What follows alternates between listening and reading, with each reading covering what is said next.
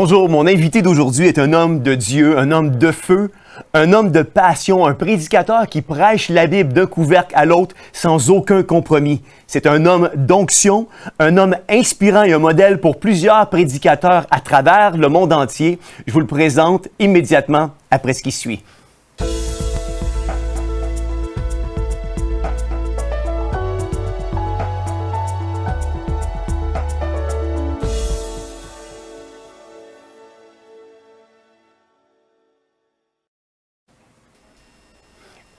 Bonjour, Pasteur Marcelo, j'espère que vous allez bien. Je suis tellement content et honoré de vous avoir avec nous aujourd'hui. C'est une joie, c'est un privilège. Juste question de vous situer parmi le peuple québécois et à travers la francophonie. Je sais que vous êtes un homme déjà bien reconnu et bien connu. Vous vous êtes converti en 1990 suite à une apparition de Jésus-Christ. Vous recevez l'appel pour le ministère en 1996. En 1998, vous devenez le pasteur principal de l'Église La Compassion située à Kinshasa, en République démocratique du Congo. Une église qui est basée sur les valeurs de l'amour, de la sainteté, de la puissance et de l'équilibre en Jésus-Christ. Cette église compte aujourd'hui plus d'une vingtaine d'extensions réparties en République démocratique du Congo et dans d'autres pays de l'Afrique ainsi qu'en Europe. Vous êtes le leader de la communauté CREFM, qui est le Centre de réveil, d'évangélisation, de formation et de mission. Vous êtes un passionné pour les nouvelles technologies. Vous avez compris l'intérêt des réseaux sociaux pour les mettre au profit de la parole de Dieu. Et c'est le moyen que vous utilisez aujourd'hui, un moyen puissant que vous utilisez depuis quelques années pour enseigner, pour prêcher, pour évangéliser au-delà des frontières de la République démocratique du Congo et de l'Afrique. Vous êtes le fondateur de Marcelo Tunasi Ministries, du noyau Compassion Internationale, de l'école du ministère Compassion qui forme des missionnaires et de l'orphelinat de Compassion. Votre ministère pastoral est complété par celui de compositeur et interprète de nombreux cantiques spirituels. Vous êtes un metteur en scène de plusieurs pièces de théâtre avec la troupe de théâtre et de cinématographique. Où on retrouve des pièces notamment à travers l'humour, l'intelligence et la sagesse. Enfin, vous êtes un serviteur de Dieu. Vous êtes l'auteur et l'éditeur de plusieurs livres. Vous êtes marié à Blanche Odia Kandolo et de cette union, vous avez 3 enfants. C'est un honneur de vous avoir avec nous aujourd'hui, Pasteur Marcelo. Merci beaucoup. Pasteur Marcelo, j'ai envie de commencer avec vous sur quelle était la vie du pasteur Marcelo avant sa conversion? Avant ma conversion, j'étais un jeune qui aimait beaucoup la musique. Je dansais beaucoup. Je me suis converti à l'âge de 15 ans. J'étais un jeune comme tous les autres. J'aimais beaucoup la musique. Et chez nous, au Congo, j'aimais la sape. La sape, c'est quoi? Les habits. J'aimais très bien m'habiller et porter des vêtements griffés, c'est-à-dire des vêtements avec des grandes marques. Et aussi, j'aimais beaucoup danser. Quand j'allais dans une fête, c'était pour danser. Et j'étais attiré par les filles, très attiré par les filles, parce que j'étais tombé très tôt sur la pornographie. Et c'est ce qui m'avait vraiment beaucoup dépravé. Mais heureusement pour moi, à l'âge de 15 ans, Jésus m'est apparu et tout ça s'est arrêté.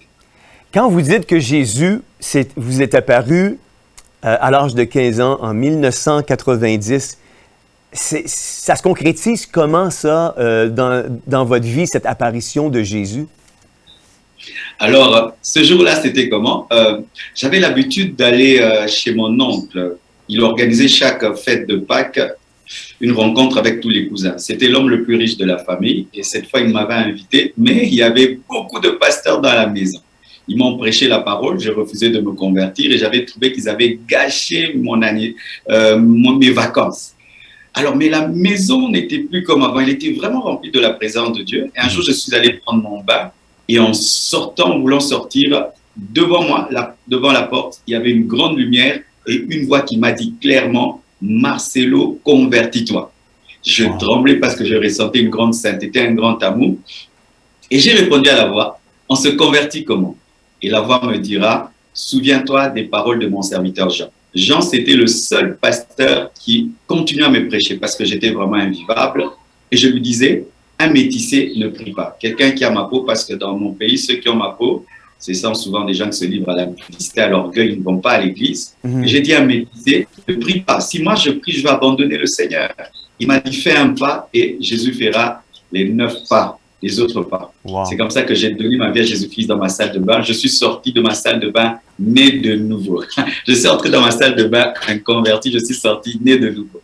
Et j'allais prendre ma Bible. Et quand j'ai ouvert la Bible, je ne la connaissais pas, j'ouvrais au hasard. Partout où je tombais, la Bible me parlait. J'ai dit, ça c'est quel genre de livre qu'on a écrit rien que pour moi. Ça m'avait vraiment dépassé. Et c'est comme ça qu'une histoire merveilleuse a commencé.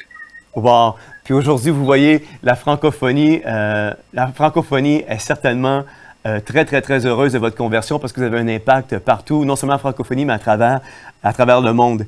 Pasteur Marcelo, quel a été l'élément déclencheur pour vous pour répondre à l'appel du ministère? J'imagine que suite à cette conversion-là, il y a dû avoir un moment clé où vous avez ressenti l'appel de Dieu pour répondre au ministère. Et quel a été cet élément déclencheur-là dans votre vie? Moi, c'était des voix. J'entendais vraiment une voix me parler. Mais moi, j'ai jamais voulu être pasteur. J'ai jamais voulu. Je méprisais les pasteurs. J'ai insulté les pasteurs. Je disais que c'était des voleurs d'offrandes. C'était des gens qui avaient échoué dans la vie, qui allaient s'accrocher à Dieu pour s'en sortir. Alors, je disais, je serais un chrétien, mais jamais un pasteur.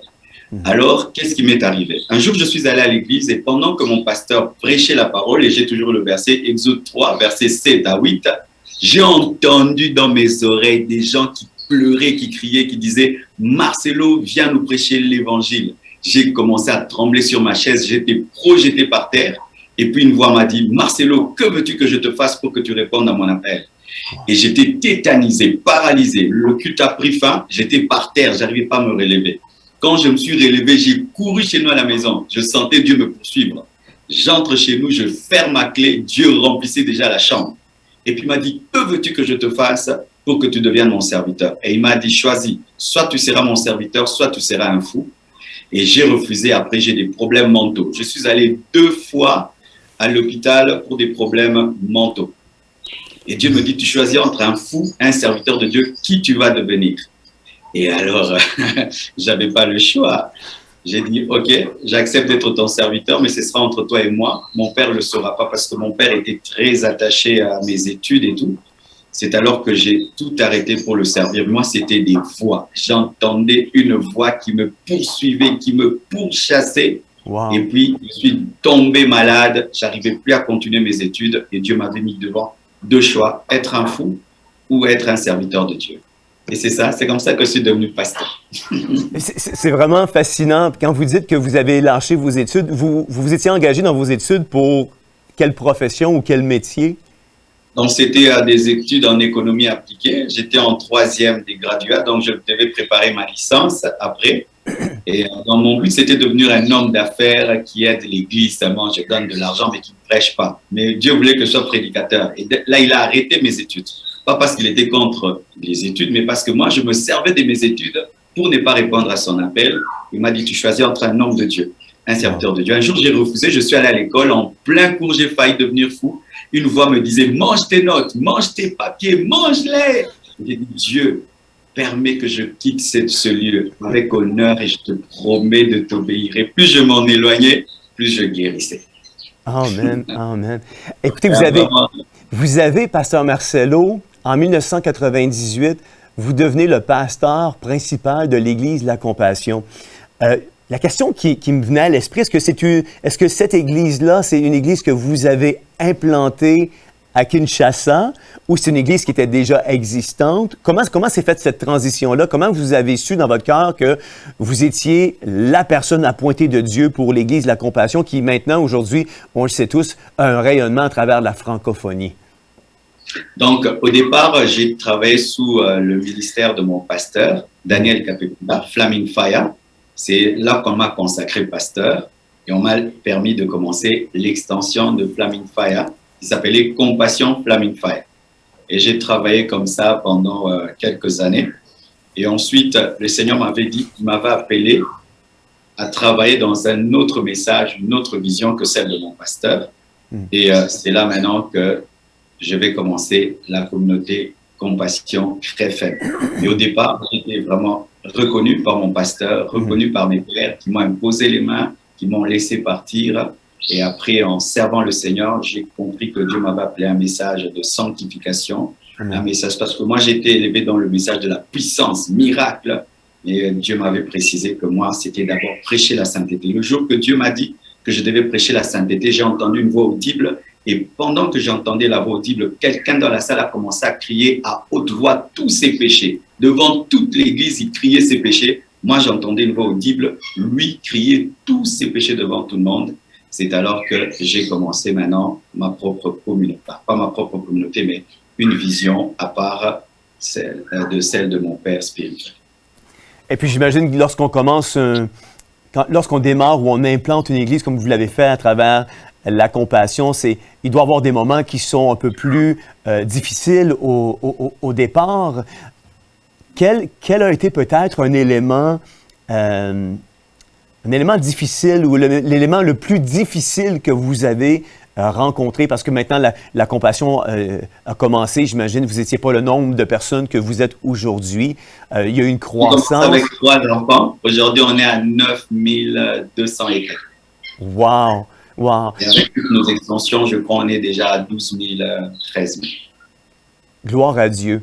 Gloire à Dieu. Est-ce qu'il y a eu un moment à travers ces années de ministère-là où j'imagine qu'il y a eu des moments où vous avez peut-être eu à cœur de dire « c'est assez, c'est difficile, j'ai le goût d'arrêter, pourquoi Seigneur tu m'as choisi ?» Si je vous demandais un des moments qui a été pour vous, là, un moment vraiment difficile que vous avez passé au travers par la grâce de Dieu, ça serait quel moment? Il y en a eu beaucoup. Déjà, le fait de trouver une femme, c'était difficile pour moi parce que j'ai commencé l'église, j'étais célibataire et trouver l'épouse de ma vie, c'était difficile. Aussi un temps de déloyauté à certains de mes fils au début de l'église qui m'avaient abandonné pour entrer dans des autres doctrines. Ça m'avait vraiment blessé. Aussi, j'étais tombé malade, j'avais eu un problème cardiaque après 11 ans de ministère. Mon cœur avait gonflé, j'avais eu l'hypertrophie du ventricule gauche. Et pendant plusieurs mois, je ne pouvais plus prêcher. Plusieurs m'avaient abandonné quand j'étais tombé malade.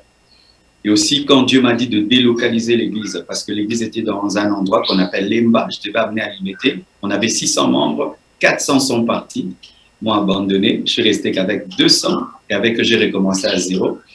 Mais s'il y a un temps vraiment difficile qui est récent, ce sont les insultes sur Internet, les calomnies. Vous savez, toute ma vie, j'ai été taxé d'être un bon pasteur qui sert Dieu dans la crainte de Dieu. Et quand j'ai commencé à prêcher sur Internet, j'ai vu des gens me taxer de magicien, d'occultiste, des choses que je ne connaissais pas, même des gens qui le croient, des vidéos qui ont atteint 800 000 vues. Ça a été un choc pour moi de voir qu'il y ait des hommes de Dieu méchants, des chrétiens mais méchants, capables de calomnier un frère sans le connaître. Mais Dieu m'avait enseigné aussi que c'est normal. Il était calomnié, nous serons calomniés. Il était insulté, nous serons insultés. Mais quand ça avait commencé, c'était difficile parce que j'ai vu des gens le croire et te taxer de magicien, de cultiste, d'être dans les cabales juives. C'est terrible, vraiment. Et ça a été récemment, c'était dur. Et j'ai appris que c'est normal et je ne prête plus attention à tout ça. Après de telles insultes, j'imagine il doit y avoir des remises en question, il doit y avoir des moments où on se dit « Seigneur, pourquoi tu m'as choisi si je suis pour subir ces accusations-là? » Oui, tu te dis, mais Dieu, comment tu laisses ces gens prospérer en train de t'insulter et rien ne leur arrive? Et des gens, ils perdent des âmes. Surtout moi, mon souci, c'était pas ma réputation, c'était les âmes qui croyaient, qui étaient perdues. Des personnes qui nous prenaient pour des vrais serviteurs de Dieu et qui abandonnaient la voie du Seigneur. C'était surtout pour les âmes, mais avec le temps, Dieu les a confondus parce que leur ministère aujourd'hui n'est plus suivi, n'est plus écouté. Et même ces personnes qui nous insultaient hier, aujourd'hui se sont abonnés à notre page, sont bénis, sont transformés. Amen. Mais aussi des fois aussi, lorsque vous voyez aujourd'hui avec le phénomène Internet, on peut prendre une partie de ta vidéo, une minute de ta prédication, on la sort de son contexte et on te crée un buzz sur Internet. J'ai vu des gens aussi me créer des tels problèmes. C'est ce que tu as vraiment dit, mais sorti de son contexte pour te faire dire autre chose. Oui, c'est ça. Et là aussi, c'est difficile. Ça continue à l'être jusqu'à présent. Est-ce que il peut arriver des moments où ces accusations, parce que c'est pas juste vous qu'on attaque. J'imagine qu'il doit y avoir l'Église qui est attaquée à travers ça. Quand on vous attaque, vous, l'Église voit ça. Est-ce que l'Église a déjà passé à travers des remises en question par rapport à vous, sur ce qu'on disait sur vous dans les médias sociaux? Non, maintenant, la compassion, elle, vraiment, quoi qu'on dise sur moi, les fidèles ne croient jamais cela, Okay. parce qu'ils me connaissent. Je suis pasteur depuis l'âge de 23 ans. Wow. J'ai 23 ans de pastorat, ils me connaissent, ils connaissent mon histoire et vraiment, ils s'en moquent, ils rient, ils continuent. Et ce sont souvent les personnes qui m'ont connu par les réseaux sociaux qui sont déstabilisées. Ouais. Mais l'église de Kinshasa, elle n'est jamais déstabilisée par tout ça. Gloire à Dieu. Vous avez mentionné d'entrée de jeu que vous aviez débuté le ministère célibataire. Ça me fascine. Puis comment... Est-ce que c'est difficile de débuter le ministère célibataire? On doit faire, j'imagine, on doit faire face à des défis qu'on n'aurait pas si on n'était pas célibataire. Oui, très difficile parce que beaucoup de filles, au lieu de venir pour Jésus, viennent pour être mariées.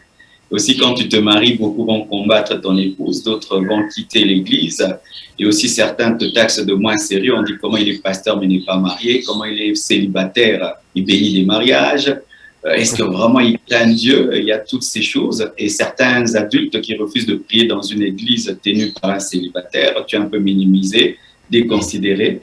Et certains même ne te soutiennent pas financièrement parce qu'ils se disent bah, est-ce qu'il va vraiment bien gérer? Il y avait tout ça, c'était vraiment difficile. Et aussi le choix, qui choisir? Et moi, j'ai rencontré ma femme, c'est seulement 5 ans après que je l'ai épousée. Il fallait que Dieu me parle pour me dire que c'était elle. Ouais. Donc, c'était vraiment difficile. Dites-moi, on a parlé d'un moment peut-être un peu plus difficile que vous avez passé à travers toutes ces années de ministère, mais si je vous demandais un moment glorieux à travers toutes ces années ministérielles-là, arrivez-vous une anecdote à nous raconter? Oh, je peux raconter l'histoire. Quand je suis allé au Botswana, je suis allé visiter l'un de mes fils spirituels qui a implanté une église. On avait commencé un séminaire de 70 personnes. J'ai parlé des dons spirituels. Là-bas, c'était un pays anglophone. Pour eux, les francophones n'ont pas de puissance. Ils disent que les francophones, on parle bien français, mais on n'a pas la puissance. Et vous savez, souvent sur Internet, je ne montre pas trop les temps des miracles où les gens tombent sous la puissance de Dieu. Et alors, souvent, les gens pensent que quand tu es francophone, tu n'es pas dans la puissance. Alors, je suis allé là-bas. Et alors, quand la puissance de Dieu a commencé à opérer, le pasteur me dit, mais est-ce qu'on peut faire une croisade? Alors, on a commencé une croisade. Et les gens venaient à la maison, avant même que je n'aille à la croisade, des paralytiques, des personnes qui avaient des membres courbés, et Dieu les guérissait à la maison. Amen. Je voyais des miracles à la maison avant même la croisade. Et quand je suis rentré à Kinshasa, cela a bouleversé mon ministère. Et aussi, la croisade que j'ai tenue dernièrement à Haïti, Port-au-Prince et Gonaïves, où le stade était rempli alors qu'on n'avait pas mis des panneaux. Wow. Il n'y avait pas une grande publicité. Les sorciers s'enfuyaient de la croisade. On les attrapait, on les disait, revenez, on les tenait, venez. Ils criaient le feu. Donc ça, j'ai vu un pays du vaudou, mais les sorciers qui avaient le vaudou s'enfuyaient parce que le feu était puissant. J'ai vu un pays bouleversé par l'évangile. Vraiment ça, sans trop de publicité, c'était l'Esprit de Dieu qui attirait. Et voir des milliers de personnes converties, se faire baptiser après, ça, vraiment, c'était un grand souvenir pour moi. Et je n'oublierai jamais Haïti. Non, quel beau pays. J'ai pas eu encore l'occasion puis le privilège et l'honneur d'aller en Afrique, mais j'ai fait 3 voyages humanitaires, 3 voyages missionnaires de courte durée en Haïti depuis que je suis jeune. Puis c'est tellement un beau pays là-bas aussi. Vous avez tout à fait raison. Puis je rends gloire à Dieu pour tout ce qui se fait en Haïti aujourd'hui. Aujourd'hui, Pasteur Marcelo, il y a beaucoup de fruits qui découlent de votre ministère. Quel a été, selon vous, l'ingrédient qui a contribué à ce que vous viviez et marchiez dans tout ce que Dieu avait préparé d'avance déjà pour vous, pour votre ministère et pour votre Église? Vraiment, d'abord, la grâce de Dieu. Je ne prétends pas être le meilleur prédicateur, avoir la plus haute vie spirituelle, être le plus saint. Vraiment, la grâce de Dieu. Des fois, quand je vois ce qui m'arrive, je me dis, mais qui suis-je? Quand je vois toutes ces personnes qui suivent les vidéos, l'Église grandir chaque année, la grâce de Dieu. Mais la deuxième chose, c'est que je suis un éternel assoiffé. Je ne suis jamais satisfait. Je veux toujours plus et plus. Alors j'ai connu un temps dans ma vie, je suis passé par une crise spirituelle. Je sentais que je ne servais pas Dieu au niveau qu'il fallait. Tout allait bien, les gens disaient que j'avais une bonne église, je prêchais bien, mais je sentais au-dedans de moi que ce n'était pas ça. Alors, une soif de Dieu était tombée sur moi avant cette explosion. Je prenais le temps dans ma chambre, je m'asseyais sur une chaise, je pouvais prier de 6 heures à 16 heures. J'étais là sur ma chaise. Je n'avais pas envie de quoi que ce soit. J'étais dégoûté de tout. Je sentais que je ne pouvais plus continuer à servir Dieu de cette manière-là.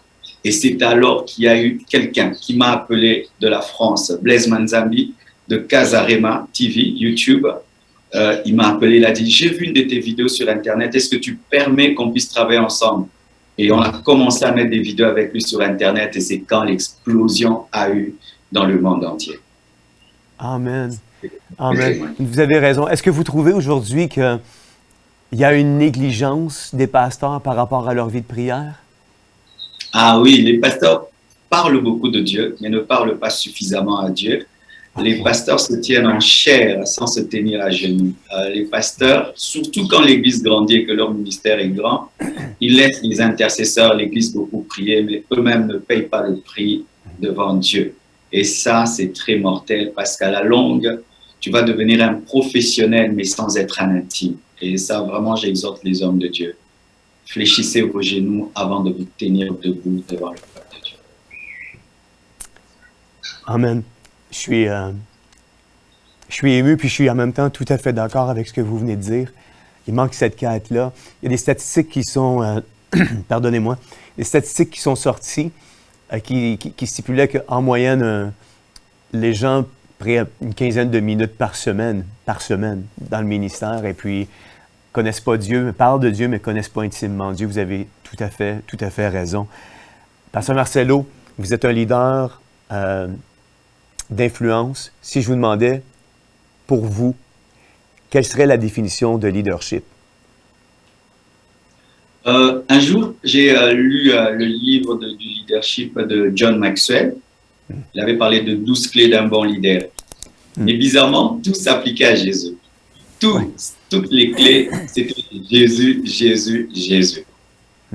Pour moi, un bon leader, c'est un leader comme Jésus. C'est-à-dire un leadership d'amour et d'exemplarité. Tu ne peux pas être un leader autoritaire, dominateur, méchant, qui terrorise. C'est un leadership d'amour. Jésus-Christ permettait même à Jean de dormir sur sa poitrine. Il a lavé les pieds de ses disciples. Un leader doit être un modèle. Si tu n'es pas devant, tu ne peux pas être leader. Si tu n'es pas un exemple par ta vie secrète, tu ne peux pas être leader. Et si tu n'aimes pas le peuple sur lequel Dieu t'a établi, tu ne peux pas être leader. Dommage aujourd'hui que les hommes de Dieu sont en train de s'inspirer du leadership païen, mondain, pour diriger l'Église. Ils lisent des livres païens pour dominer. Et c'est plus la stratégie, la philosophie, la manipulation. Et ça, c'est vraiment décevant. Que des hommes de Dieu puissent utiliser la manipulation, la démagogie pour diriger le peuple de Dieu.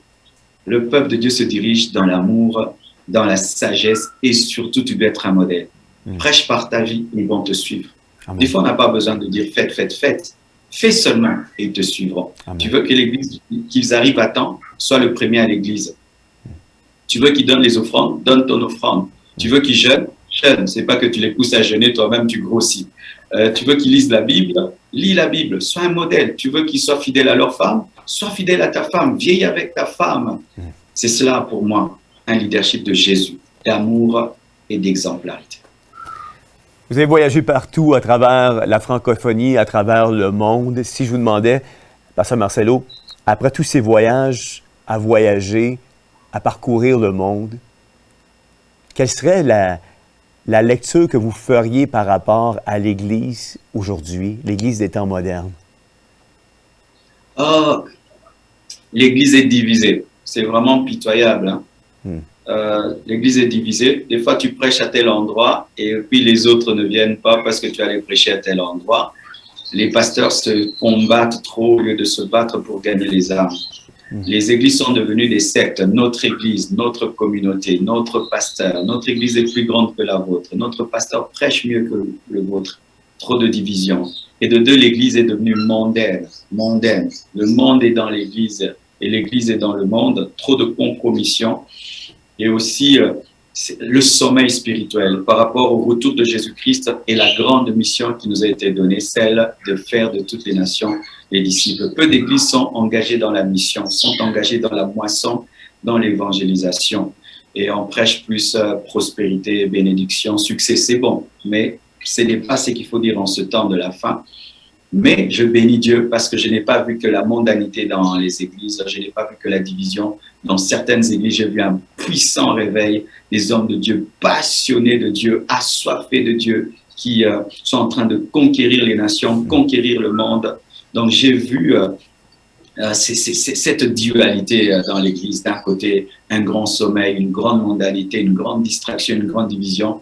Et j'ai rencontré aussi des merveilleux serviteurs de Dieu, unis, travaillant ensemble, loin du Saint-Esprit, sanctifiés et consacrés. Donc, ce sont ces deux églises que j'ai vues. Amen. Si je comprends bien, je vais reformuler ma question, parce que vous avez répondu en partie, mais je vais juste vous emmener plus loin dans votre analyse par rapport à ce que vous venez de dire. À quoi aujourd'hui, dans les temps de la fin, dans les temps importants dans lesquels nous sommes, devrait ressembler l'Église, l'épouse du Seigneur Jésus-Christ? Pour moi, c'est acte 2, 41 à 47. C'est une Église qui persévère dans la prière, dans l'enseignement, dans la fraction des pains, remplie de la crainte de Dieu, qui démontre la puissance de Dieu et qui grandit tous les jours.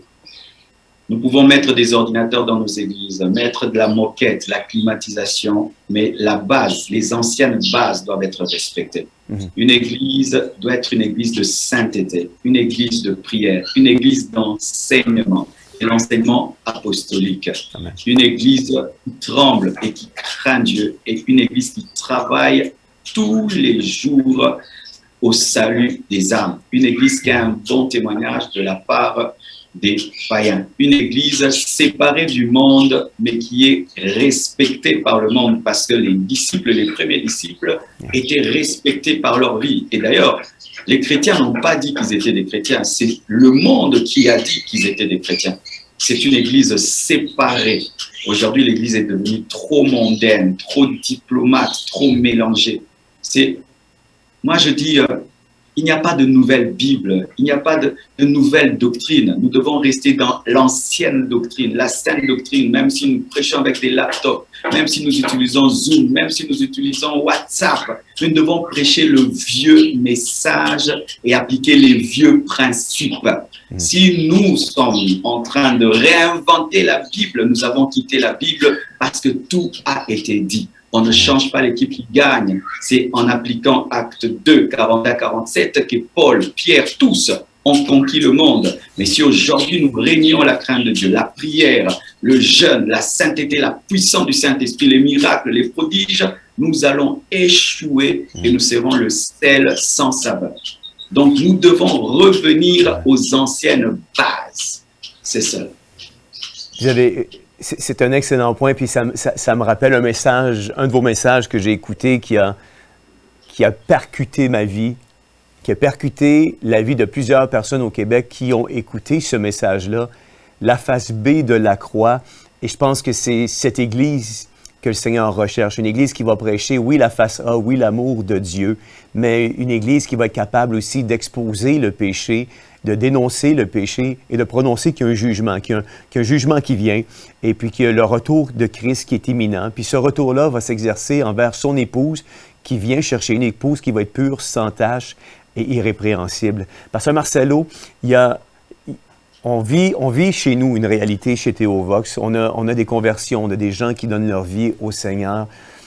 J'aimerais savoir, selon vous, quand un nouveau chrétien, un nouveau bébé dans la foi qui donne sa vie à Dieu, qui décide de le suivre et qui décide par la suite de s'engager dans une église locale, qu'est-ce que ce nouveau chrétien doit regarder, doit considérer à son arrivée dans une église locale pour être en sécurité et reconnaître que cette église-là est une église selon le cœur de Dieu dans laquelle il peut grandir sur tous les aspects de sa vie spirituelle? D'abord, ça doit être une église christocentrique. Tout doit être centré sur Jésus. L'enseignement, la louange, l'adoration, le leadership. Ça ne doit pas être une église centrée sur le pasteur, sur la bénédiction, sur le succès, mais d'abord sur Jésus-Christ. Il doit pouvoir discerner que Christ est au centre. Deuxièmement, ça doit être une église qui enseigne plus que prêcher, parce que l'église est assise dans les enseignements. Ça doit être une église dans laquelle le Saint-Esprit est libre d'opérer et d'agir. Ça doit être une église dans laquelle le leader spirituel mène une vie de sainteté et un modèle. Ça doit être une église qui prêche la Bible de Genèse à Apocalypse sans enlever et retrancher. Ce n'est pas la taille de l'église qui compte, ce n'est pas le nombre de fidèles, ce n'est pas la beauté de l'église, ce n'est pas le grand nom du pasteur qui compte, mais c'est la fidélité aux saintes écritures. Parce qu'aujourd'hui, bizarrement, les gens choisissent les églises en fonction de la taille, du temple, de la grandeur du pasteur, alors que Christ doit être trouvé dans l'église. Par exemple, aujourd'hui, je ne sais pas chez vous, mais chez nous, tu arrives devant l'église, tu vois une grande photo du pasteur dans l'église, une grande photo. Et le pasteur s'assied sur un trône. Vous imaginez cela? Et lorsqu'il est présenté, il est présenté comme si c'est Dieu qui va maintenant parler, et un culte de la personnalité. Tout cela n'est pas la vraie église. Ça doit être une église dans laquelle il y a la présence de Dieu et tu sens que tu grandis spirituellement. Une église qui te nourrit et qui t'amène à croître spirituellement. Amen. On vit des moments particuliers aujourd'hui à travers la planète avec cette pseudo-pandémie qui a parcouru le globe. Est-ce que selon vous, l'Église, elle est prête à faire face au temps de la fin, à la persécution des temps de la fin? Non, l'Église n'est pas prête. Pourquoi je dis cela? Parce que l'Église n'est pas enseignée sur la persécution. Les apôtres ont préparé les fidèles des premiers temps à être persécutés. Dès que quelqu'un se convertissait, on lui disait « tu vas mourir pour Jésus-Christ ». C'est un honneur, un privilège que de mourir pour celui qui est mort. Mais aujourd'hui, les gens se convertissent pour être bénis. Ils se convertissent pour se marier. Ils se convertissent pour avoir plus d'argent, plus de moyens.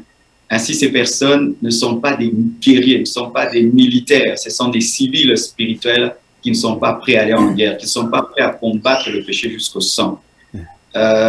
Nous devons revoir nos prédications, nos enseignements. Si la persécution n'est pas enseignée comme étant une conséquence de la marche de la vie chrétienne, alors les fidèles, lorsqu'ils seront face à la persécution, ils vont abandonner la foi. L'Église n'est pas prête à être persécutée. Regardez déjà les chrétiens qui vivent dans la compromission seulement pour avoir un travail, pour avoir un visa, pour avoir une maison, avoir une voiture, rien que pour ça.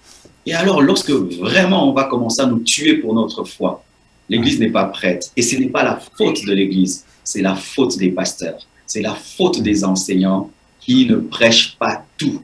Il n'y a pas de rose sans épines. Il n'y a pas de couronne de gloire sans couronne d'épines. Il n'y a pas de christianisme sans souffrance. Jésus-Christ a dit que celui qui veut être mon disciple doit renoncer à lui-même et me suivre. Il faut que nous prêchions le renoncement, la persécution. Aussi que certains chrétiens doivent mourir, aller en prison pour leur foi. Ça fait partie de leur destinée. Nous devons tout enseigner, tout dire, de peur qu'ils soient étonnés de souffrir pour leur foi, alors que c'est un privilège. Nous ne sommes pas prêts. Quelle est votre lecture, Pasteur Marcelo, face à cette soi-disant pandémie qui a frappé notre planète? Puis comment vous vivez ça, vous, au Congo, au Kinshasa? Nous, au Congo, Dieu nous a fait grâce. Nous avons un président qui est chrétien et donc qui n'étouffe pas l'Église. Vraiment, nous sommes libres tant que les gens lavent les mains avant d'entrer dans l'église. Nous prenons la température et ils portent des masques. Mais nous pouvons mettre 9000 personnes dans le temple sans problème. Donc, nous, en RDC, nous n'avons pas le problème qu'il y a en Europe, aux États-Unis. Mais sur le plan international, cette pandémie a touché notre ministère parce que nous avons l'incapacité de voyager comme avant pour tenir des conférences, prêcher dans des stades, dans des grandes salles. C'est là le problème sur le plan international. Mais nous, au Congo, vraiment, nous avons un gouvernement qui respecte l'Église, qui respecte les pasteurs, qui écoute les pasteurs et des membres du gouvernement qui vont à l'église prier, adorer le Seigneur. Donc, nous n'avons pas vraiment le problème que vous avez en Europe et en Amérique. Si je vous demandais plus particulièrement, pour vous, votre lecture de cette pandémie ou de cette soi-disant pandémie, ça serait quoi? C'est quoi votre lecture de ce que vous voyez présentement qui a pris place à travers le globe? Pour moi, c'est un signe de temps de la fin. Jésus-Christ a dit qu'à la fin des temps, il y aura des pestes. Ça fait partie de l'accomplissement de la prophétie biblique, des pestes qui vont arriver à la fin des temps pour nous prévenir de l'arrivée de Jésus-Christ. De deux, cette pandémie est en train de préparer l'instauration de la marque de la bête, du gouvernement mondial, de la venue de l'Antichrist. Parce que derrière cette pandémie, il y a le passeport sanitaire vaccinal qui permet de contrôler la population. Et aujourd'hui, bientôt, ce sera, si tu n'as pas le vaccin, tu ne vas pas travailler. Si tu n'as pas le vaccin, tu ne prendras pas l'avion. C'est déjà en train de préparer la marque de la bête, car il est écrit dans l'Apocalypse que personne ne pourra acheter ni vendre sans avoir la marque. Ça prépare l'instauration de la marque de la bête. On utilise cette peur afin de contrôler la population. Et je crois qu'ils ont réussi leur pari parce qu'ils ont la preuve aujourd'hui qu'en effrayant les gens, ils peuvent leur imposer quelque chose. Alors que le vaccin ne doit pas être obligatoire, il commence à être obligatoire. Et moi, pour moi, c'est en train de préparer le gouvernement mondial, c'est en train de préparer la marque de la bête. C'est un signe des temps de la fin. Comment on prépare l'Église concrètement à être prêt ou à envisager toute l'entrée dans cette marque de la bête-là, puis dans le retour de Christ? Est-ce que l'Église, selon vous, le prêche suffisamment aujourd'hui? Je pense que l'Église ne prêche pas suffisamment, mais nous devons savoir que nous n'allons pas empêcher l'arrivée de la marque de la bête, sinon Jésus-Christ est un faux prophète. Donc, quoi que nous fassions, la marque de la bête arrivera. Mais nous devons travailler à gagner les âmes et à préparer l'Église à l'enlèvement, parce que l'Église doit être enlevée avant que l'Antichrist se manifeste. Nous pouvons retarder la marque de la bête, mais nous ne pouvons pas l'empêcher, parce que la Bible a dit qu'il y aura cette marque. Qu'est-ce que l'Église doit faire? Nous devons préparer l'Église dans la sanctification, pousser l'Église à évangéliser pour que les derniers des païens sincères puissent entrer dans l'Église pour être enlevés. Nous ne pouvons pas empêcher la putréfaction du monde actuel parce que cela est écrit, mais nous devons sauver le maximum de personnes pour que nous puissions être enlevés. Mais c'est inévitable, cela arrivera parce que c'est une prophétie de la Bible, mais nous devons réveiller l'Église pour qu'elle se prépare à rencontrer l'époux. Amen.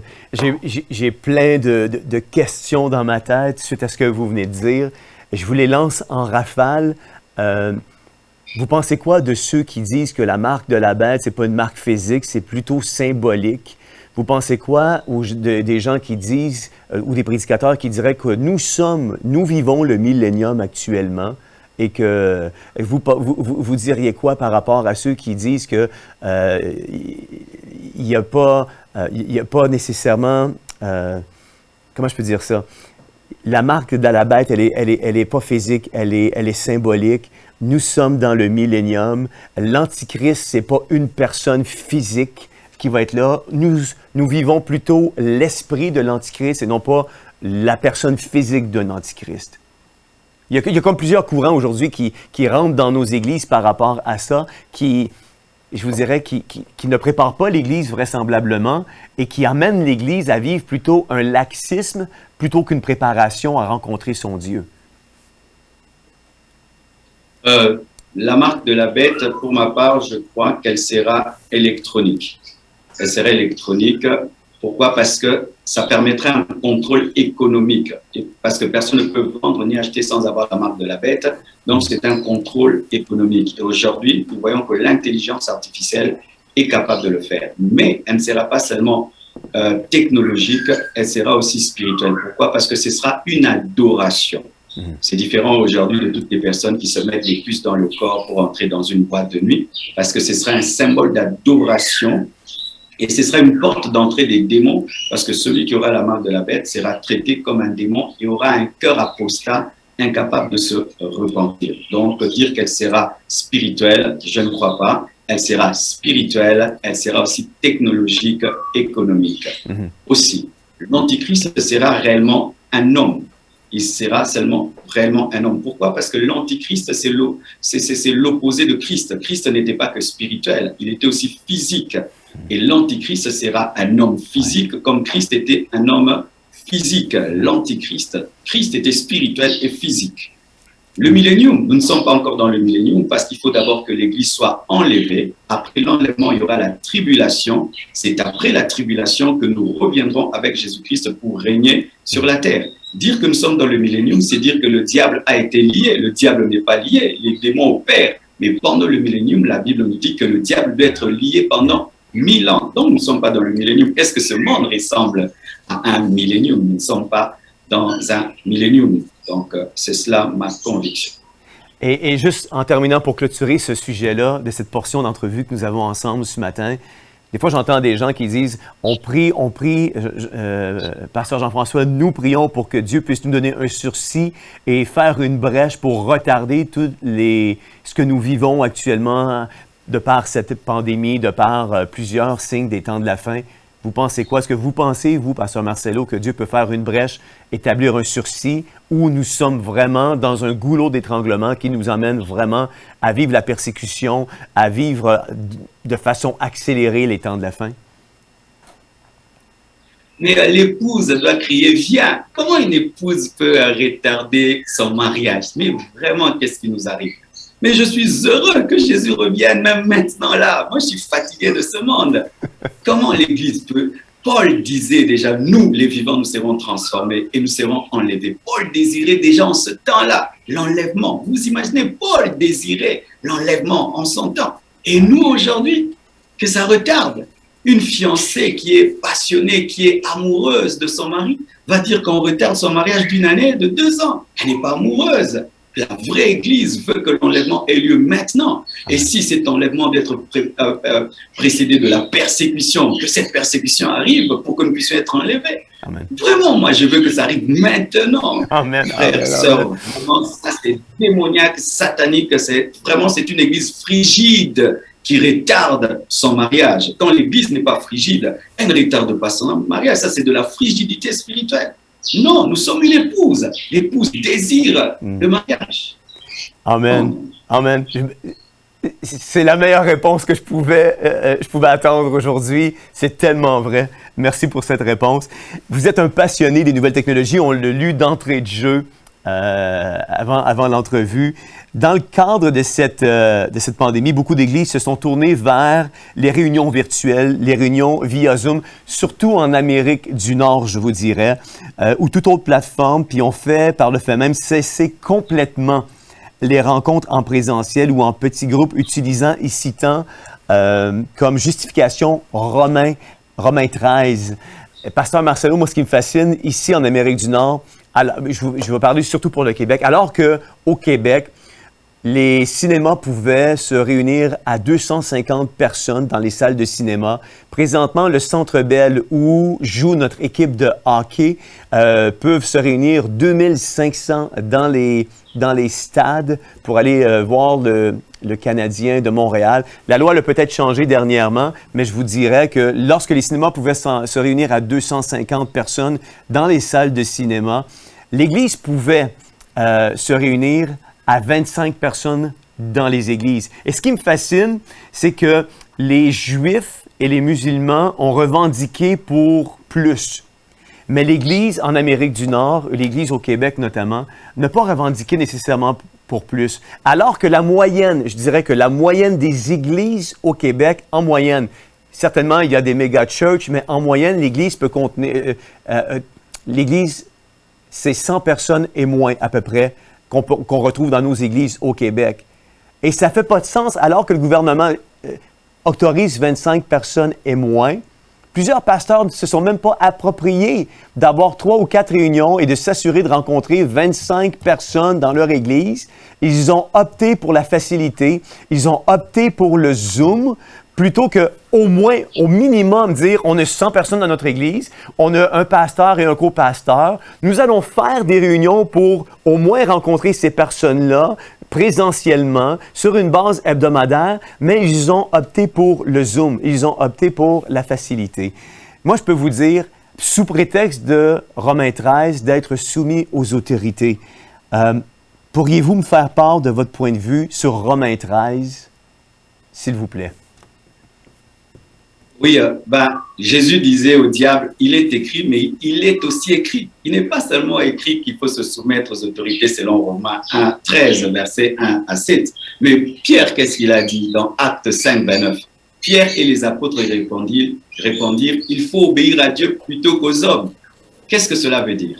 L'obéissance à l'autorité divine doit être parfaite, mais l'obéissance à l'autorité déléguée est partielle. J'obéis à Dieu quand il me dit tout, à 100%, à 200%.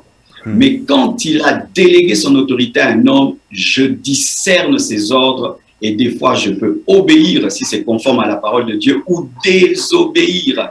J'ai le droit de désobéir à une autorité. Daniel a désobéi. Abnego, Meshach et Shadrach ont désobéi. Les apôtres ont désobéi quand les autorités leur ont interdit de prêcher au nom de Jésus-Christ. Et ils leur ont dit, dites-nous, devons-nous obéir à Dieu ou aux hommes? Lorsqu'un homme brise la parole de Dieu, l'Église doit désobéir. L'Église doit être clandestine. L'Église de la Chine était clandestine pendant très très longtemps. Même l'Église primitive était dans la clandestinité. Si aujourd'hui nous avons la Bible, c'est parce que les apôtres étaient des clandestins.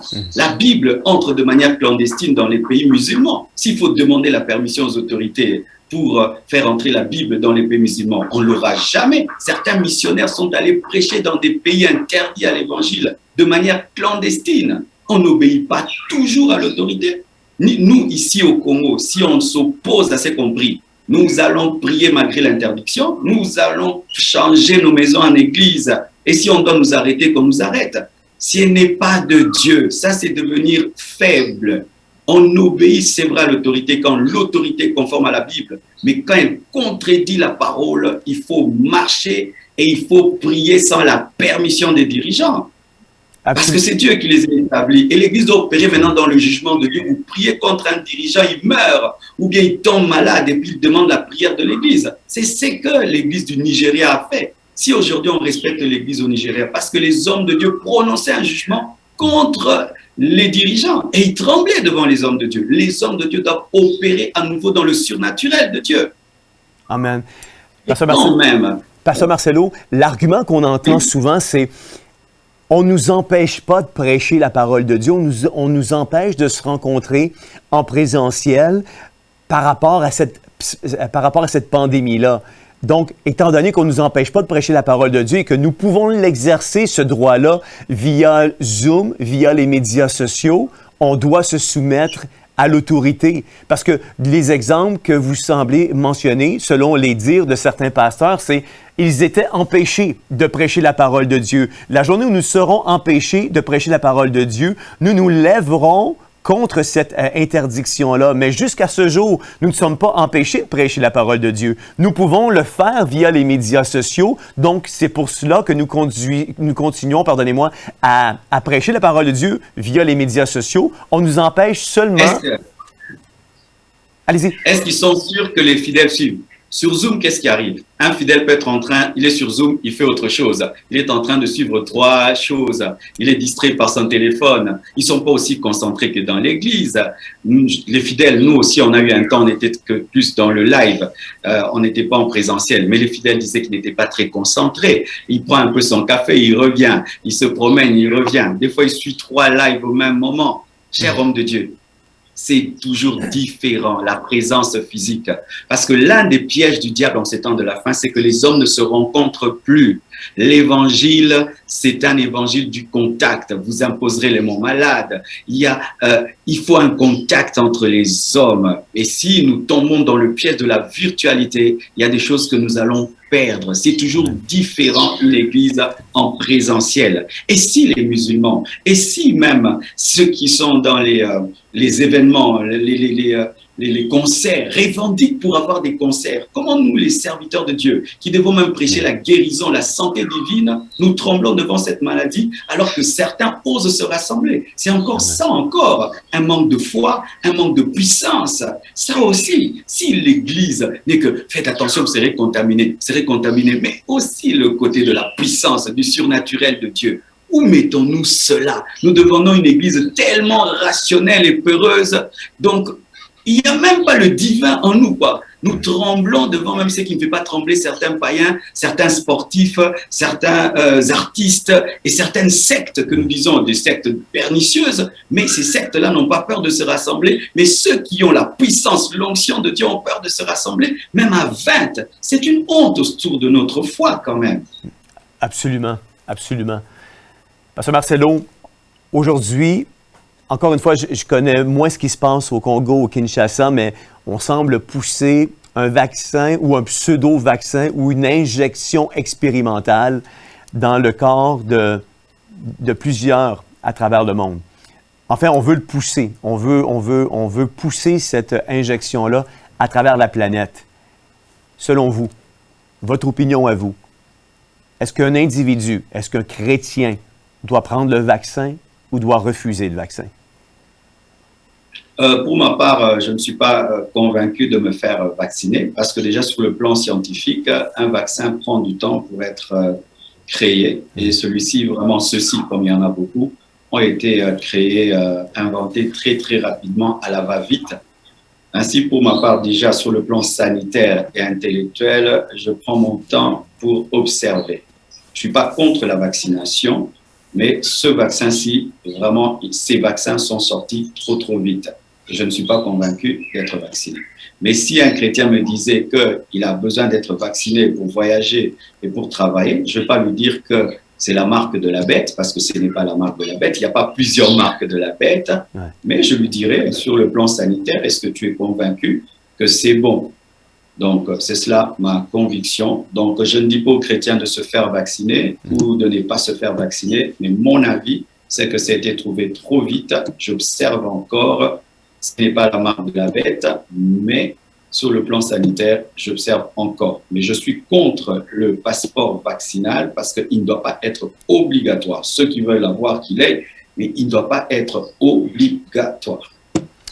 Une chose qui est sûre, une chose qui est certaine, c'est présentement, comme vous savez, on a une émission qui s'appelle Théovox Actualité. On a plusieurs experts et des scientifiques qui siègent et qui viennent, des chroniqueurs à chaque semaine à l'émission. Une chose qu'on a cru remarquer à travers les yeux de nos experts, nos chroniqueurs, c'est qu'il semble y avoir actuellement beaucoup plus de dommages causés par le vaccin expérimental, le nombre de décès qui ne cesse d'augmenter, nombre de thromboses, nombre de maladies du cœur, des grossesses qui ne sont pas amenées à terme. Et on semble avoir cette lecture-là à travers la planète actuellement. Puis c'est comme si ce vaccin-là fait beaucoup plus de dommages que la maladie en elle-même. Quand on regarde ce qui s'est passé à travers la maladie, cause de comorbidité, etc., ça semble être un petit peu moins que qu'est-ce que le vaccin est en train de causer. Mais c'est un dossier qui est définitivement, qui demeure à notre attention et qui certainement, avant de prendre une décision aussi importante, on doit aller un petit peu plus loin dans nos recherches. Vous avez absolument raison. Pasteur Marcelo, à l'école, on semble de plus en plus endoctriner nos enfants face à des idéaux qui sont contraires à la Bible. Je vous donne un exemple. Il y a un étudiant qui fait un stage chez nous, présentement chez Théovox. Il étudie dans les médias. Des médias par rapport à toute la technologie, montage vidéo, etc., marketing à travers le web. Et puis, cet étudiant-là me rapportait que il reportait un travail qu'il devait faire à l'école, une vidéo qu'il devait regarder. Et puis l'école est arrivée, puis l'école lui a dit, si tu ne regardes pas cette vidéo, tu ne passeras pas ton année. Et puis il a dû regarder cette vidéo pour pouvoir passer son année. Et puis pour s'apercevoir à la fin que cette vidéo était une vidéo pornographique homosexuelle. Donc on semble vouloir endoctriner nos enfants ou pousser des idéaux aujourd'hui à l'école. Est-il préférable dans ce contexte de sortir nos enfants de l'école pour les enseigner à la maison? Premièrement, les églises doivent avoir leurs propres écoles. Ça, vraiment, c'est une priorité. Les églises doivent avoir leurs propres écoles. De deux, lorsque les enfants reviennent à la maison, il faut toujours poser la question sur ce qu'ils ont appris afin de contredire. Mais lorsque l'iniquité s'accroît et ça devient vraiment une attaque contre la foi, où on veut faire de mon enfant un homosexuel, on veut faire de mon enfant un travesti, je l'enlève de cette école. Si toutes les écoles du Canada sont dans ces choses, eh ben, l'enfant doit étudier à la maison. Mais s'il y a d'autres bonnes écoles, il faut changer l'enfant d'école. Nous, par exemple, dans notre pays, ben, je ne vais pas citer le nom, il y a certains endroits où les fidèles de l'Église Compassion ne sont pas reçus à cause de mon message. Alors, ce sont des écoles de certaines personnes qui s'opposent aux fidèles de la Compassion. Et là, d'ailleurs, je suis en train de travailler à faire notre propre école. Mais plus nous irons vers les temps de la fin, ce sera difficile pour un enfant de Dieu d'être dans une école. Parce que ce sera l'école de l'occultisme, de la sorcellerie, du travestisme, de l'homosexualité. Et nous serons amenés à avoir nos enfants chez nous. Les temps sont durs. Plus nous irons vers le temps de la fin. Vivre dans la sainteté, ce sera habiter une petite île entourée d'eau et de crocodiles. C'est ça le tableau des temps de la fin. Et nous devons nous y préparer. Plus nous irons vers le temps de la fin, le monde deviendra inhabitable pour le chrétien.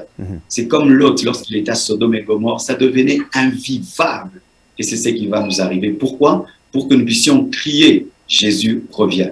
Dieu va nous pousser à crier, à pousser le cri de l'épouse pour nous rappeler que le monde n'est pas un paradis, malgré les buildings, les gratte-ciel, l'intelligence qui est en train de croître. Dieu va faire que l'Église soit mal à l'aise sur la terre pour qu'elle soupire après le ciel. J'aime ce que vous venez de dire avec Sodome et Gomorrhe et Lot. Lot, ça nous dit, il y a un passage dans le Nouveau Testament qui nous dit que l'esprit de Lot était tourmenté par rapport au péché qui ne faisait que s'accentuer à Sodome et à Gomorrhe. Et quand j'ai vu ça, ça a été comme une révélation. Puis je me suis dit, Seigneur, est-ce que mon esprit aujourd'hui, à moi, est tourmenté par rapport au péché? Est-ce que mon esprit est tourmenté quand je regarde que 100 000 avortements par année au Canada prend place? Est-ce que mon esprit est tourmenté lorsque je réalise qu'au Québec, c'est 30 000 avortements? Est-ce que mon esprit est tourmenté lorsqu'on est en train d'enseigner la dysphorie du genre, le transgenrisme à nos écoles, à nos enfants? Est-ce que mon esprit est tourmenté lorsque dans un bas âge, à maternelle, avec le nouveau cours d'éducation à la sexualité, on enseigne à nos enfants la masturbation infantile? Est-ce que mon esprit est tourmenté à ce point pour me pousser à me lever, ou suis-je dans une apathie, dans un laxisme et dans les quatre murs de mon église en sécurité, et mon esprit est éteinte, puis elle n'est pas vigoureuse par rapport à ce combat de société-là qui prend place aujourd'hui? C'est tellement vrai. Tellement vrai. Et le monde va devenir invivable. Et quoi qu'on le fasse, c'est le plan de Dieu. C'est le plan de Dieu. Parce que des fois, nous voulons arranger ce que Dieu lui-même ne veut plus. Si même nous ne sommes pas enlevés, pourquoi nous ne sommes pas enlevés après notre conversion? C'est pour que Christ, au travers de nous, puisse sauver les hommes. En soi, notre mission sur la terre, c'est l'évangélisation. Plus que tout, c'est l'évangélisation. Vous savez, lorsque l'Église primitive est née, les chrétiens voulaient tomber dans un piège. Nous allons rester ensemble, confortables ensemble. Qu'est-ce que Dieu a fait? Il a envoyé la persécution. On a attrapé Pierre, on a attrapé Jacques, on les a mis en prison, on a tué Jacques. Et l'Église s'est répandue dans le monde entier pour sauver les extrémités de la terre. C'est ce qui nous arrive. Nous sommes maintenant devenus tellement confortables sur cette terre et Dieu va nous réveiller par la persécution. Le monde va nous mettre mal à l'aise pour que nous sachions que nous sommes des pèlerins ici-bas. Gloire à Dieu. Quel serait le message, Pasteur Marcelo, à donner aux auditeurs chrétiens et non chrétiens pour les temps dans lesquels nous vivons aujourd'hui? Ce que j'aimerais dire d'abord aux chrétiens, c'est que nous devons nous réveiller. Jésus-Christ revient bientôt. Tous les signes des temps de la fin sont là devant nous. Regardez même cette guerre en Palestine qui régnait encore. Nous savons que prophétiquement, cette guerre sera toujours, quelle que soit la diplomatie qu'il y a autour, c'est Jésus-Christ qui va venir à la bataille d'Armageddon pour arrêter cette guerre, parce que l'Antichrist en a besoin pour attaquer Israël. Donc devant nous, nous avons tous les signes des temps de la fin. Celui qui hier disait que la Bible était fausse a aujourd'hui toutes les preuves que la Bible est vraie. Ouais. Jésus-Christ revient bientôt. Ce que je dois dire, c'est que nous devons nous réveiller, Amen. Gagner les âmes autant que nous pouvons, nous sanctifier, nous mettre en ordre, laver nos robes, parce que l'époux divin revient. L'inconverti, je le dis, de donner sa vie à Jésus-Christ, de naître de nouveau. Et ceux qui disent qu'ils sont athées et qui ne croient pas en l'existence de Dieu, j'aime toujours leur dire ceci. Et si Dieu existait? Ouais. Tu as vécu toute ta vie comme si Dieu n'existait pas. Et tu penses qu'après ta mort, tu seras comme une plante qui a disparu. Mais après ta mort, tu ne meurs pas et tu te retrouves nez à nez avec le Dieu vivant qui est ton juge, mais qui pouvait être ton avocat. Ouais.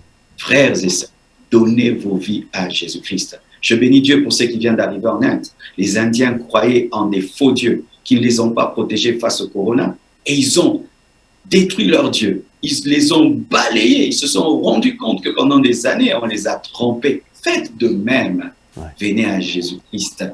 Vous êtes en train de trembler face à un petit virus. Mais il y a plus qu'un virus. Le feu de l'enfer brûle plus qu'un virus. Le monde entier est en train de trembler devant la COVID-19. Mais l'enfer, c'est plus que la COVID-19. Tout à fait. Si vous vous injectez le vaccin, il y a un véritable vaccin contre la mort éternelle. C'est Jésus-Christ de Nazareth. Gloire à Dieu. Gloire à Dieu. Vous êtes adressé aux chrétiens et aux non-chrétiens. Si maintenant je vous demandais quel serait le message clé pour les temps dans lesquels nous sommes à donner aux leaders, aux pasteurs, aux enseignants, aux apôtres, aux gens qui sont impliqués dans le ministère, quel serait-il? Quel serait ce message? J'aimerais lire quelque chose avant de leur parler. La Bible dit ceci dans Matthieu 24, verset 44. C'est pourquoi vous aussi, tenez-vous prêts, car le Fils de l'homme viendra à l'heure où vous n'y penserez pas. Quel est donc le serviteur fidèle et prudent que son maître a établi sur ses gens pour leur donner la nourriture au temps convenable? Heureux ce serviteur que son maître, à son arrivée, trouvera faisant ainsi. Homme de Dieu, nous devons connaître une mise à jour de nos enseignements. On ne donne pas le déjeuner le soir. On ne donne pas le dîner le soir. On ne donne pas le souper le matin.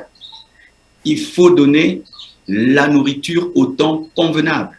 Le déjeuner le matin, le dîner à midi et le souper le soir. Nous sommes au temps du soir. Nous devons donner le souper à l'église, pas le déjeuner, pas le dîner. Nous devons donner le souper. Qu'est-ce que le souper? C'est un message qui prépare à l'enlèvement. C'est un message qui prépare à l'éternité. C'est un message qui prépare à la persécution. Nous devons connaître une mise à jour, c'est ça le vrai mot, une mise à jour de notre manière de prêcher. Nous devons actualiser nos prédications par rapport au temps actuel.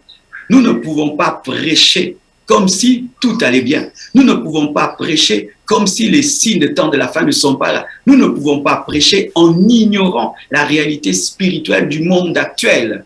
Prêcher le mariage, la bénédiction, le succès, la destinée, tout cela est bon. Mais il y a le message du soir. C'est rêver l'Église pour aller à la rencontre de son époux. Être fidèle, ce n'est pas seulement prêcher la parole, mais il faut prêcher la parole du moment, la parole du temps. Miracle produit, c'est la Bible. Mais il y a une parole qui prépare au temps de la fin. C'est ça que le Seigneur m'a dit. Nous devons connaître une mise à jour de nos enseignements. Amen. Amen. Pasteur Marcelo, ma dernière question pour vous avant de clôturer cette super belle entrevue. Encore une fois, merci. Merci. Je sais que vous êtes un homme hyper débordé, hyper occupé. C'est vraiment un honneur de vous avoir sur le plateau de Théovox. On ne prend rien pour acquis. Je veux vous dire du fond du cœur ce matin, merci. Je sais que vous avez déjà passé probablement dans l'après-midi au Congo. Nous, nous sommes encore dans la matinée, mais je veux vous dire, je veux vous dire merci du fond du cœur d'avoir accepté. Ça me démontre ça me démontre qu'au-delà de tout le succès que Dieu permet que vous puissiez avoir à faire et à marcher dans toutes ces œuvres que Dieu a préparées d'avance pour vous, vous demeurez un homme accessible, un homme humble, un homme qui est à l'écoute du Seigneur Jésus. Et je trouve dommage aujourd'hui de voir qu'il y a des hommes qui ont beaucoup d'influence et qui sont inatteignables. Vous êtes un homme du peuple et vous demeurez atteignable et vous demeurez disponible. Et ça, c'est tout à votre honneur. Et gardez cette caractéristique-là jusqu'au retour du Seigneur. C'est ce qui fait que vous êtes l'homme que vous êtes aujourd'hui. Ma dernière question pour vous, c'est, selon vous, Pasteur Marcelo, qu'est-ce qui attend l'Église du Seigneur dans les mois et dans les années qui s'en viennent? La persécution d'abord. La première chose, c'est la persécution. Deuxième chose, c'est la séduction. Troisième, l'apostasie. Quatrième, le réveil. Cinquième, l'évangélisation finale. Sixième, l'enlèvement. La Bible en parle dans Matthieu 24, versets 44 à 51. Bientôt, nous serons sérieusement persécutés. Et plusieurs seront séduits par les faux prophètes. Plusieurs vont abandonner la foi et plusieurs vont avoir un refroidissement de leur charité. Mais, gloire soit rendue à Dieu, c'est que pendant que certains, à cause du refroidissement spirituel, vont abandonner Dieu, d'autres vont connaître un réveil spirituel pour opérer dans la mission et l'évangélisation pour la moisson finale. C'est alors que viendra la fin. Vraiment, chers frères et sœurs, d'ici là, ce sera difficile d'être un vrai chrétien sur cette terre. D'ici là, les faux chrétiens vont nous décevoir et se révéler par l'apostasie, l'abandon de la foi. Des faux docteurs, de fausses doctrines vont encore avoir pignon sur eux, mais la vraie Église sera purifiée au travers de ce feu, va briller davantage. Ce sera un petit reste de Dieu et c'est elle qui va faire la dernière moisson. Et Jésus-Christ reviendra. Quel beau mot de la fin pour terminer, Pasteur Marcelo. Ça a été un honneur et un privilège de vous avoir sur les ondes de Théovox. Je tiens à vous remercier du fond du cœur. Je vous souhaite de passer un excellent week-end, une excellente réunion à votre assemblée demain. On sera avec vous en différé, mais certainement qu'on vous suit et on continuera de vous suivre. Merci du fond du cœur. Merci beaucoup. Que Dieu vous bénisse et j'espère vous rencontrer physiquement d'ici là. On va s'organiser pour que ça puisse arriver. Merci du fond du cœur. Bonne journée. Merci beaucoup. Je ne sais pas pour vous, mais ce que je peux vous dire, c'est que j'ai vraiment été béni, j'ai vraiment été ému. On a eu vraiment, à travers la bouche du pasteur Marcelo, le cri et une parole de Dieu pour l'Église, pour les chrétiens, pour les leaders, pour ce que nous vivons aujourd'hui. Et tout au long de la journée, qu'on puisse vraiment réfléchir à cette parole qui a été dite, une parole dite à propos. Partagez cette entrevue dans les médias sociaux. Je crois que le Québec en a besoin, la francophonie en a besoin. Manquez pas jeudi prochain, je fais du pouce pour jeudi prochain, notre émission Théovox Actualité, pardonnez-moi. N'oubliez pas que nous sommes censurés. Nos émissions seront diffusées sur nos plateformes Vimeo, sur la plateforme de théovox.tv et sur notre page Facebook. C'était Jean-François Denis qui vous dit bonne journée.